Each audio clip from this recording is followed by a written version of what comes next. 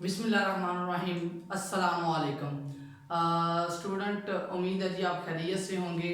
और हमने chapter number 3 जो है वो स्टार्ट किया है। आज का हमारा आर्टिकल एज पर written on the board that is force on a current carrying conductor. क्या मतलब है इसका? इसका मतलब ये है जी, आपके पास कोई कंडक्टर है जिसमें से करंट पास आउट कर रहा है और आपने उस कंडक्टर को किसी यूनिफॉर्म मैग्नेटिक फील्ड के अंदर रखा हुआ है, तो उस पर लगने वाली फोर्स जो है वो किस तरह से फाइंड आउट कर सकते हैं। इसके लिए हम एक एक्सपेरिमेंटल अरेंजमेंट सेट करते हैं जी। ये आपके पास एक रेलिंग है। इस रेलिंग के ऊपर आपका वो कंडक्टर जो है वो बेसिकली क्या कर सकता है, स्लाइड कर सकता है। ये रेलिंग है और इस रेलिंग के ऊपर आपका कंडक्टर जो है वो स्लाइड कर सकता है। अब करते क्या है जी, हमारे पास इधर जो है एक रॉड पड़ा हुआ है और उस रॉड में से करंट पास आउट कर रहा है। हमने इस रॉड को इलेक्ट्रिसिटी के साथ कनेक्ट किया हुआ है। ये यूं समझ लें कि ये दो मार्कर्स जो हैं ये आपकी रेलिंग्स हैं और ये ऊपर मैंने कंडक्टर रखा हुआ है। It can slide in this way, ये ऐसे इसके ऊपर स्लाइड कर सकता है। और फील्ड जो आपने अप्लाई किया हुआ है यूनिफॉर्म मैग्नेटिक फील्ड, वो नीचे से ऊपर की तरफ है। तो आपके पास जो मैग्नेटिक फील्ड आएगा उसकी डायरेक्शन अपवर्ड है, नीचे से ऊपर की तरफ है, and that is B. B is applied magnetic field. अच्छा, वो ये कहता है कि आपके पास इस कंडक्टर पर जो फोर्स लगेगी वो फोर्स जो है वो डायरेक्टली प्रोपोर्शनल होगी करंट की। पहली बात क्या है जी, आप जो कंडक्टर पर फोर्स लगेगी वो डायरेक्टली प्रोपोर्शनल है करंट के। जितना इस कंडक्टर में से ज्यादा करंट पास आउट करेगा उतनी ही फोर्स ज्यादा होगी और जितना करंट कम होगा उतनी ही फोर्स भी कम होगी। यही फोर्स आपके पास डायरेक्टली प्रोपोर्शनल है लेंथ ऑफ द कंडक्टर की। जितना आप कंडक्टर लॉन्ग लेंगे उतनी ही आपके पास क्या होगी जी, फोर्स भी ज्यादा लगेगी। तीसरी बात जो लिखते हैं वो ये है कि force is directly proportional to the B.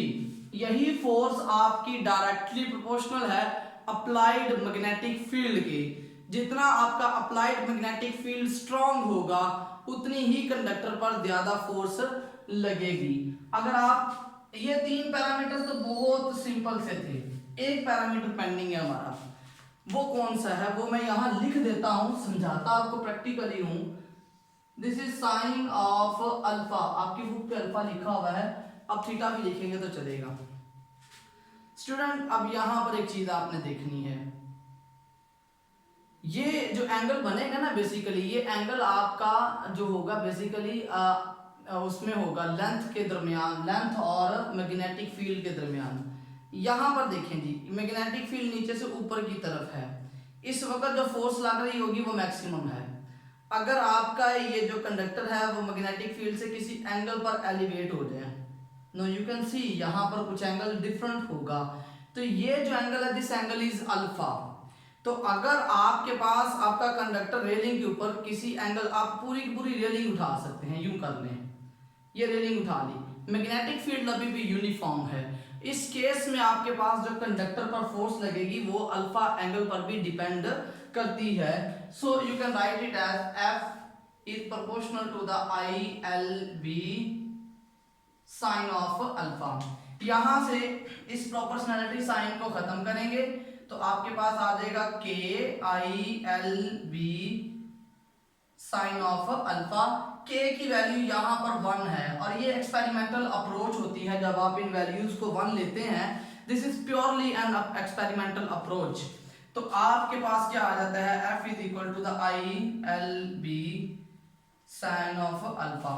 यहां पर जो आपके पास ये एंगल बनता है, ये एंगल बेसिकली आपका लेंथ और मैग्नेटिक फील्ड के दरमियान है। You can write it as L cross B.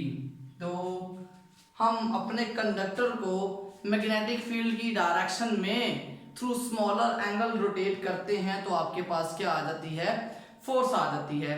इस फोर्स की डायरेक्शन अगर आपने फाइंड आउट करनी हो तो वो कैसे फाइंड आउट की जा सकती है, how to find the direction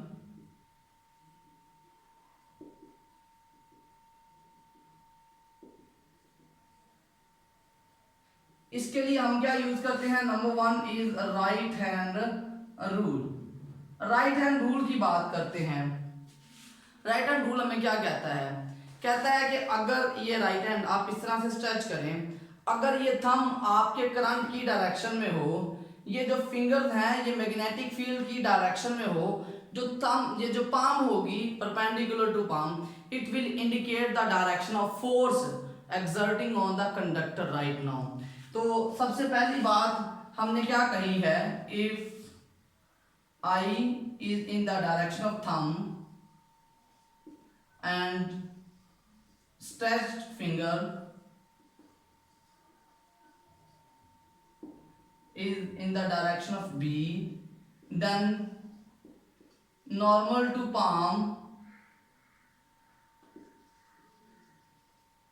वो किसको रिप्रेजेंट करता है जी, फोर्स को रिप्रेजेंट करता है।